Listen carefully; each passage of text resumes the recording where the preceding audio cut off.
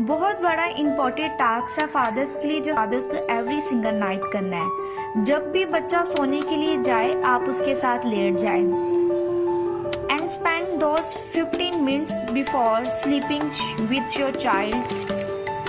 और बच्चे से पूछे दिन में क्या बेस्ट पार्ट था, what was one thing which you proud. आपको दिन में कोई मुश्किल तो पेश नहीं आई।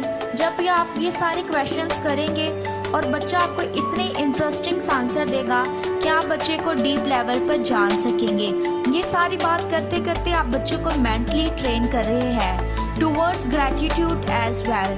बच्चा जब आपको कोई प्रॉब्लम बोले ना, यू हैव टू टेल बच्चा ये प्रॉब्लम भले आया है बट मुझे पता है आप इसे सॉल्व कर सकते हैं। बच्चा ये समझेगा कि मेरे पास मेरे फादर का इमोशनल सपोर्ट है। And father let me tell you, mother का इमोशनल सपोर्ट बच्चे को कितना भी क्यों ना मिले, फादर का जब इमोशनल सपोर्ट बच्चे को मिलता है डेट कैन मूव माउंटेन्स।